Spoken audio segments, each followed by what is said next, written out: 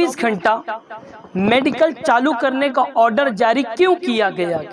इसलिए किया गया कि इमरजेंसी में अगर किसी पेशेंट को दवा की ज़रूरत है तो वो मेडिकल स्टोर से दवा हासिल कर सकता है।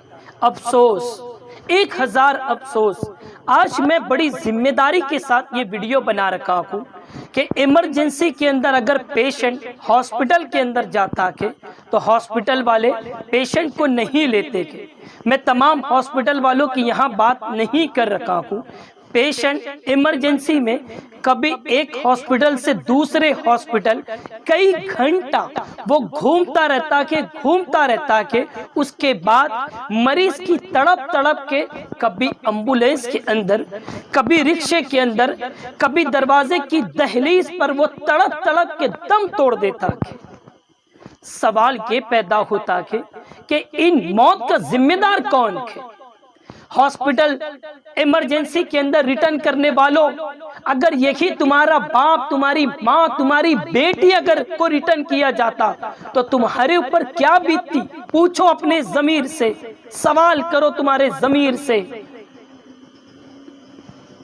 प्राइवेट हॉस्पिटल हो या गवर्नमेंट हॉस्पिटल हो, सुनो मेरी बातों को और मेरी बातों को अपने दिल के नेहा खानों में जगह दे दो कि सुप्रीम कोर्ट का जजमेंट है कि आप इमरजेंसी के अंदर पेशेंट को ये भी कह के रिटर्न नहीं कर सकते कि हॉस्पिटल फुल है, हमारे पास बेड नहीं है।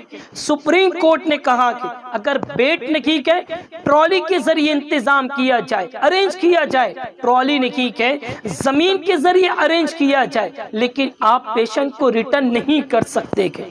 सुनो, इमरजेंसी में पेशेंट को रिटर्न करने वालों, सुप्रीम कोर्ट ने कहा कि right to health fundamental right है, बुनियादी हुकूक है भारत के लोगों का। कोई दुनिया की ताकत या कुव्वत को हरगिज़ हम इस चीज की इजाजत नहीं देंगे कि आप मेरा बुनियादी हुकूक को आप छीने। इन हॉस्पिटल वालों को किसने ताकत कुव्वत दिया, हिम्मत दिया कि सीरियस पेशेंट को भी ये लोग रिटर्न कर रखे? मैं शहर के जिम्मेदारों से कहना चाह रहा हूँ, महाराष्ट्र और भारत के तमाम जिम्मेदारों से मैं रिक्वेस्ट करता हूँ, मैं तमाम एडवोकेट से रिक्वेस्ट करता हूँ, जिन लोगों की जाने गई है, आओ, अल्लाह ने, भगवान ने तुमको ताकत दी है। संविधान 32 को लेकर, संविधान आर्टिकल 226 को लेकर हम हाई कोर्ट और सुप्रीम कोर्ट के दरवाजे को खटखटाते गए ताकि किसी की माँ की, किसी के बेटे की, किसी की वाइफ की जाने ना जाए। आज भिवंडी शहर की जाने वालों की रूहें तुमको पुकार कर कह रही है। दिल्ली के एक बुजुर्ग की रूहें तुमको पुकार कर कह रही है।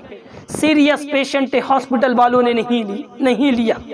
उन्होंने दिल्ली की हाई कोर्ट के अंदर रिट दाखिल किया। सुनवाई होने से पहले उनकी मौत हो जाती है।